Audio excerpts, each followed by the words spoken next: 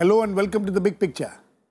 As the country is gripped for the last couple of days over the issue of former IPL chief Lalit Modi's travel papers and the role of External Affairs Minister Sushma Swaraj in it, some larger issues emerging out of it needs to be discussed.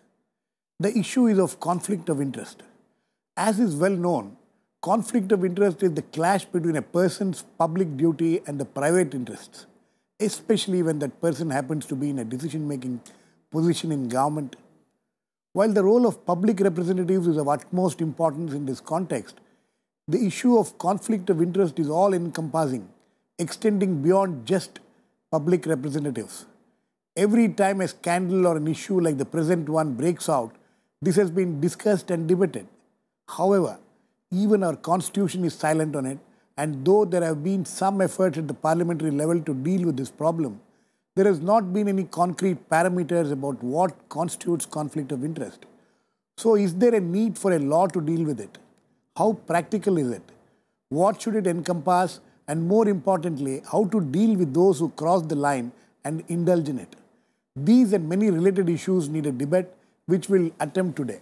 To discuss this, I have with me A.N. Tiwari, former Secretary, Department of Personnel and Training, Government of India, and also former Chief Information Commissioner, P.D.T. Achari, former Secretary General Lok Sabha, Siddharth Vardarajan, founding editor, TheWire.in, and on the phone line from Srinagar is Prashant Bhushan, leading advocate. Welcome to all of you. Prashant, coming to you first. You know, this issue keeps on coming up periodically whenever there is a scandal or a controversy. But then after that, people forget about it. We have not had any concrete, thing coming out of these kind of debates in the past. Now, you have been talking of a law. Why do you think a law is necessary at this point of time? Prashant, can you hear me? Yeah, I can hear you. Yeah. No, law is necessary because this is a lacuna in our Prevention of Corruption Act.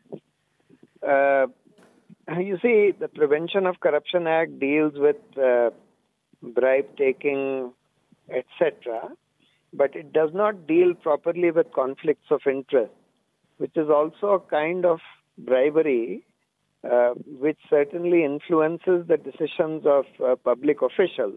Right. For example, there are a large number of cases where public officials deal with the files of a particular company while they are in office, and immediately after retirement and sometimes after taking premature retirement, they take up jobs in those very companies. Right. Now, this is clearly a conflict of interest which influences the decisions of these people. So, therefore, there needs to be a law. Prashant, when you talk of bureaucrat, you're talking of bureaucracy. But you know, it may be a little more easier to deal with the issues of bureaucrats. But when it comes to politicians, people in authority, ministers, MLAs, MPs, don't you think that it becomes a little more complicated? You know, there are very grey areas in this? Well, there are grey areas, but the thing is that there are clear cases or obvious cases of conflict of interest. For example, there are cases where the Sushma Swaraj case, for example. Now, your daughter is a lawyer for a particular person, and by way of she is getting paid fees by that person. Thereafter, you as a minister, you start dealing with the, in your official capacity, with the case of that person. Obviously, you may not be totally unbiased while you are doing that because... but the argument, Prashant, is that she was just one of the junior lawyers, you know, along with the senior who was actually handling the case. She was just one of the juniors among many of them. Maybe, but if she was being paid by him, by Lalit Modi, then that does create a conflict of interest. You are right that there can be grey areas. There can be where the conflict of interest is of a minor nature, and that is why we need to define this. There are two things which need to happen. We need to define conflicts of interest, and we need to define what needs to be done in different kinds of conflicts of interest. In some cases, the official would have to just disclose his conflict of interest, but in other cases, the official should be prohibited from dealing with those cases. Absolutely. Where they have a serious conflict of interest. Okay. But just stay on, Prashant. I'll come back to you, Mr. Achari. Mr. Achari, at the legislative level, at the parliamentary level, how seriously has this issue been taken so far?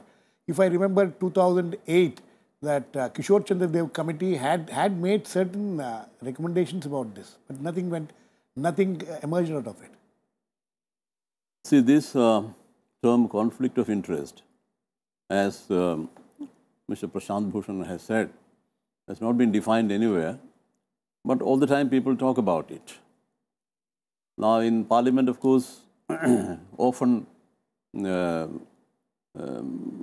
this issue comes up and a lot of discussion takes place and all that. There, if a member of Parliament is nominated to a particular committee, and that committee takes up some issue in which he has some personal interest, and then whether he should continue on that committee or not, it becomes an issue, and then the Speaker decides it on the basis of the information that is made available to the Speaker. Actually, the point is, when we talk about conflict of interest, what exactly is the dimension of the interest that is involved in it? That is the basic question in there. Now, there is one rule in the Lok Sabha's rule book, which kind of describes this. It says that the interest which is involved should be very direct, very personal, and it must be pecuniary. These are three elements which are required, or which should be looked into when you discuss this issue, when you deal with this issue. Now, of course, the media has been discussing this Sushma Swaraj's case for the past 2-3 days. Do you see a conflict of interest there? Well, I don't see a conflict of interest in that sense. Because, as I said, a very direct interest, very personal, and a pecuniary interest. These are three important elements in that. So, if you look at this from this angle, I don't think there is such a conflict of interest in this. In this case. What exactly is the conflict? What exactly is the interest which is in conflict with the public duty? Her daughter is a lawyer. She is adult. Her husband is a lawyer. And he has admitted that he has been a lawyer for this man for the past 22 years or something. But they can take their own independent decisions and all that. And their being a lawyer doesn't come into conflict with Sushma Swaraj functioning as Minister for External Affairs. Well, I can say, talking about that particular case, I can say that it may be a case of indiscretion. Perhaps she has not exercised the kind of caution which, as a Minister for External Affairs, she should exercise. It may be a case of that, a case of indiscretion. Okay. Okay. Siddharth, how would you look at it? Apart from this existing, the present case of Sushma Swaraj, Lalit Modi, the larger issue also.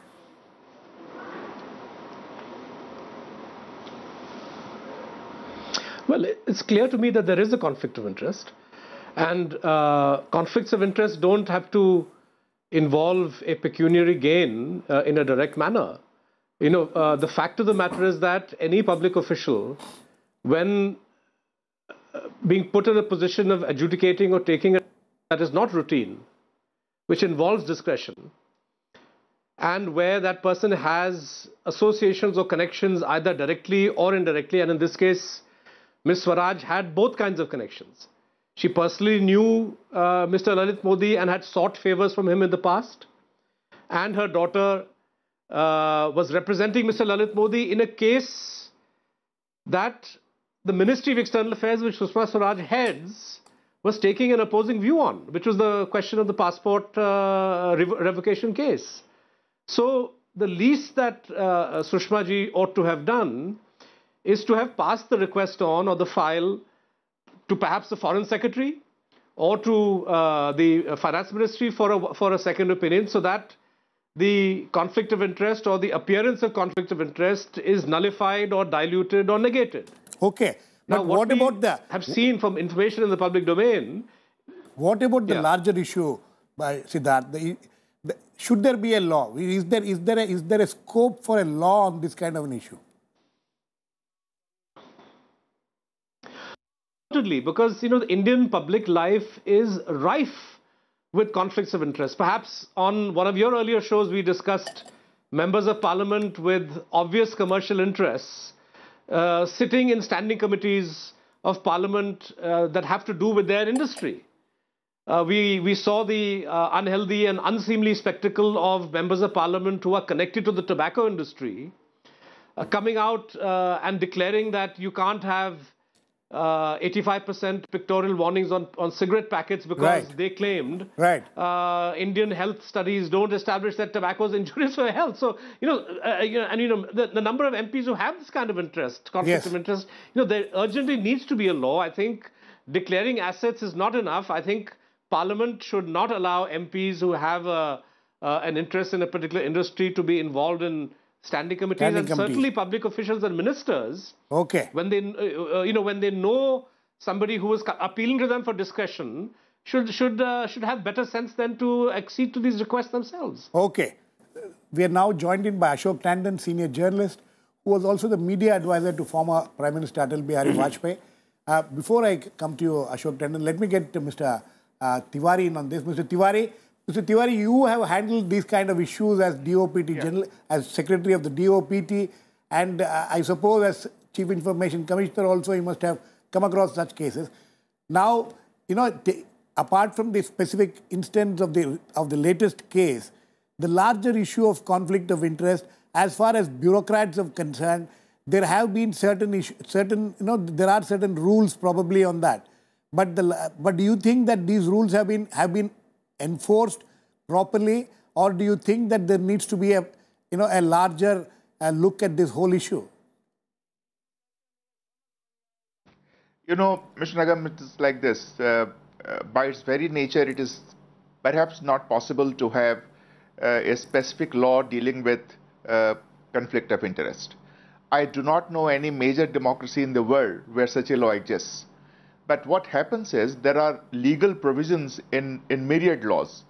It is also part of the conduct rules.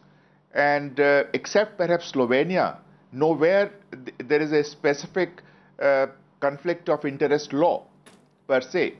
Because conflict of interest itself is a very layered concept. Right. You do not know where indiscretion ends and conflict of interest begins. Right. Now, most of the matters which we have in mind when we talk about conflict of interest is financial indiscretion, or financial benefit to somebody else, or some other kind of gratification. All these are covered by specific laws, including anti-corruption law. In the anti-corruption law, there are provisions that if a person tries to help somebody, which ends up endangering the interest of the government or the institution he serves, he is liable, regardless of whether there is a net loss or gain. Now, this kind of laws are there, and institutions have their own specific laws, and there are conduct rules. One of the conduct rule provision is that no one should join a private sector after retirement unless the government permits, and surely not before 2 years have elapsed. So these kind of scattered provisions are all over, and by their very nature, these provisions are bound to be scattered. But how? But Mr. Tiwari, Sorry, Mr. Tiwari, but how far has this, what you spoke about, that the bureaucrats should not join private sector, how far has, and also there was some kind of an amendment or changes to these rules in 2011, making it much more easier for the bureaucrats to move over to the private sector or even work in private sector. It has been made much easier. Mr. Nigam, what happens is, there is a provision in the conduct rules which allows a civil servant in the higher civil services to take a lien on the government and join and work in the private sector for a certain year of time. And in every state, there are at least a couple of half a dozen officers who are working like this in private sector, and they will eventually return to the government. Now, the question that was asked is, if the government is permitting the public employees to go and serve in the private sector and then return to the job, and this doesn't affect his demeanor or his approach to the private sector, why should there be a very stringent law about his joining the private sector after retirement? Okay. Now, there could be two opinions about this, but there is certainly a viewpoint. Absolutely. Now, my point is slightly different. Yes. I'm trying to say that by its very definition, conflict of interest is a risk. It is a collection of circumstances in which the risk of professional judgment favoring a secondary interest in preference to a primary interest exceeds. Now, right. It is therefore, according to me, the conflict of interest is not a legal provision. It is a multiple layers below that provision, because the legal aspects of it is already covered. You may debate about whether that coverage is good enough or not, but there is a cover. Okay, that's interesting. And therefore, unless there is a please finish. Unless there is a primary interest, identifiable primary interest, and there is a secondary interest which somebody prefers, I think conflict of interest is not attracted. Okay. Before I come to Ashok Tandon, Prashant, would you like to respond to what Mr. Tiwari said? Yeah, you see, it's not very difficult to define conflicts of interest. One of the most common kinds of conflict of interest which I have come across is people, public servants and bureaucrats dealing with the files of particular companies and organizations, and thereafter, immediately, soon thereafter, or immediately after retirement, joining them. Joining those very organizations, taking up jobs or consultancies with those very organizations. Right. Now, a conflict of interest law would seek to prohibit this from happening, so that if you have dealt with the official file of a particular company in your official capacity, then you would be prohibited from joining that company or taking up a job or a consultancy with that company. But Prashant, what Mr. Tiwari is saying, that there are already rules or code, the conduct rules or even laws which deals with this kind of issues. It's just another matter that it may not have been implemented in the spirit that it should be. The rule only says that, at best, the rule says that there will be a cooling off period. Yes. Or that you will have to take permission from the government. Okay. But Prashant, I'll come back to you. And doesn't penalize this kind of situation. Actually, we dealt with this. We had a People's Tribunal on the World Bank and IMF. Yes. And I did a paper studying. The issue was, why is it that various government officials routinely ask the government to follow the policies prescribed by the World Bank or the IMF. Okay. Even if they are not in public interest. And we found something very interesting, that most of these people, the finance secretaries, the chief economic advisors, the deputy chairman of the planning commission, and the chairman of the Reserve Bank, who deal with economic policies involving the World Bank or IMF, etc., more than half of them had taken up jobs with the World Bank or IMF immediately after retirement or just before they took those decisions. Okay. So therefore, these are all serious problems Absolutely. of conflicts of interest. Okay, Prashant, please stay back. I'll come back to you. The larger issue, Ashok Tandon, this what we were discussing about bureaucracy and things like that is on one side. The other side is the political conflicts of interest. You think that a time has come, Siddharth Varadarajan thinks that a time has come when we need to have a law on this. See, world over, a debate is already going on whether we should have a law on conflict of interest or not. But as one of my fellow panelists mentioned, that so far there is no consensus even in America or even in Britain. Now, having said that, see, I would like to say one thing. that the conflict of interest rules are very clear that there has to be a financial relationship, because that is something which you can quantify and identify. And I was listening to one of my friends who was specifically mentioned, I think in response to your query about the current debate going on in India. Now, I am afraid that we are jumping the gun. See, the conflict of interest relates to professionals. Now, here in this case, the External Affairs Minister is not doing a professional job. As far as the secondary conflict of interest category comes in, there has to be a financial relationship.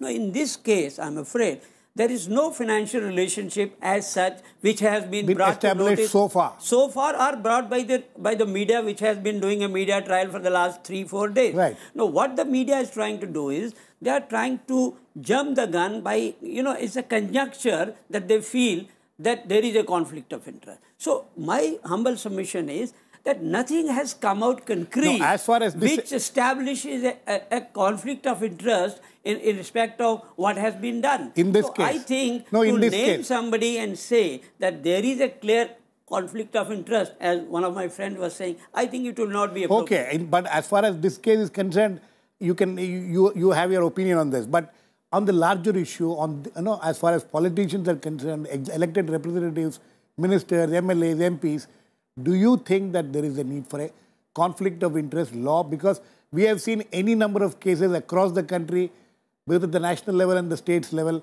so many, very, very brazen cases of conflict of interest. See, I think there should be a debate on this issue. There should be a healthy debate. But unfortunately, what happens is that only when the media picks up a case and then we start a debate about it.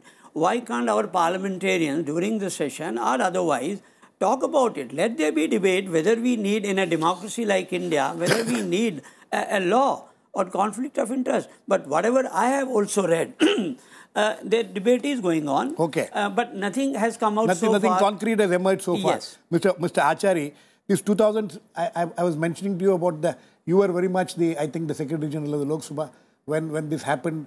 The MPs, some MPs got caught in this scandal. And then a committee was set up under Kishore Chandra Dev. They gave a report, and then there was some discussion about whether there should be some kind of a conflict of interest rules or code or whatever has to be. What happened?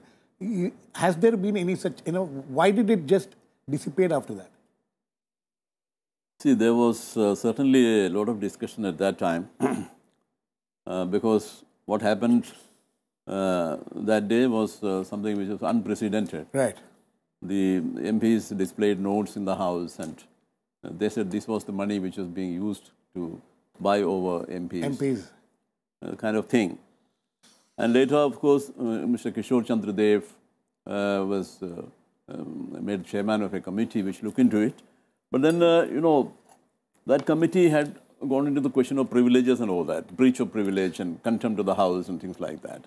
No, there was also the issue of members declaring their interests. That the register, suppose register to be kept. Register of interest. What has happened to that? Register of interest. Yes. That has actually not taken off the ground. Because as it usually happens, when something happens suddenly, then naturally there will be a lot of discussion and then the parliamentarians will all express their horror and shock and all that. And then later on, it's just like a flash in the pan. Later on, it all disappears. And then nothing gets done. So that's what has happened in this case. But as I was mentioning in the beginning, in the context, in the parliamentary context, there of course there is a particular rule, but that is limited to the membership of a committee. A member who has some interest. But they should not be. That is there. But then. But there are larger issues. There are larger issues, certainly larger issues. And it encompasses not just members, ministers, everybody. It is not confined to that. It's not confined to the members. It has a larger, dimension. So certainly, and that is what the whole we are discussing for the past 2 days. Siddharth, you think that this register of interest of the MPs or even at the state level MLAs, would that be adequate, or you think that there needs to be a law? You see, it would have been adequate if Indian investigative agencies functioning in an independent manner were able to go through and track changes in this register of interests or the asset declarations, and on the basis of very obvious and glaring discrepancies, go after these politicians or bureaucrats or judges or whatever. But unfortunately, things don't work that way in this country.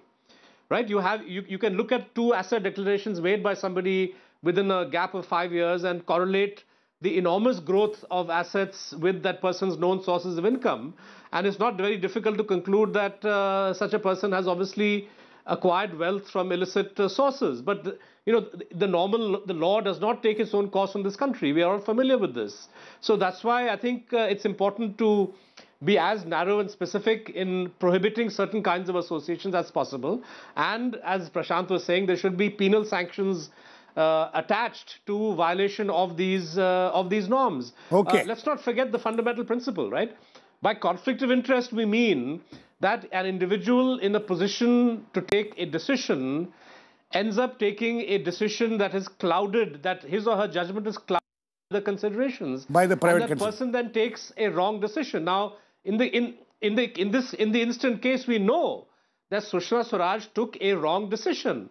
There were no humanitarian grounds for Mr. Modi to have his travel facilitated in the manner in which Ms. Swaraj did for him. Now, the question you have to ask is, why did she then do that? Let me see again, what we are trying to say, conflict of interest rules are very clear. There has to be a relationship. There are no rules so far. That's the whole problem. The world over, whatever is believed about conflict of interest, there has to be a relationship which is generally financial.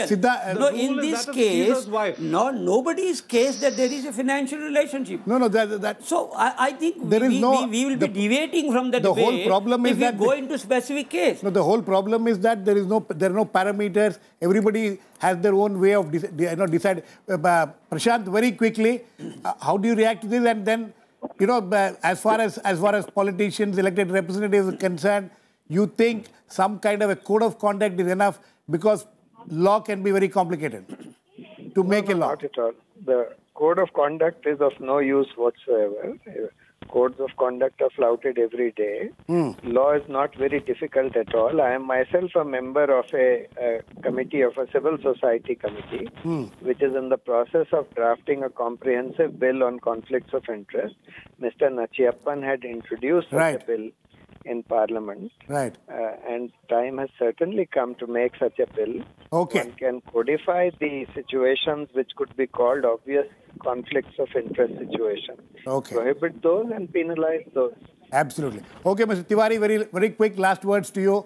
Do you think, as in the case of elected representatives, some kind of a law is possible? Actually, I am an anti-law type of a person. I don't believe that every aspect of human life or civic life must be covered by some sort of a law all the time, because in that sense, it is quite possible to escape the rigors of law, and people are escaping. Each time you create a law, there are 200 ways which are found to... Now, the point which I'm trying to emphasize is, we have to go beyond the legality of a conflict of interest and look at transparency, look at openness, look at orderliness, look at routinization, look at digitization of system, technology introduction, making systems impersonal. Only with this, all these issues will get resolved, not through laws. Okay, sir. We completely run out of time. Sorry.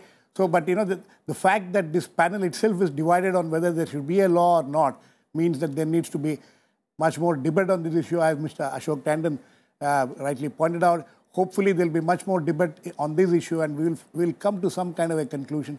Hopefully, in the next Parliament session, we will find some debate on this. Thanks to all my guests. Please keep watching. We'll come back with another issue, the big picture, same time tomorrow.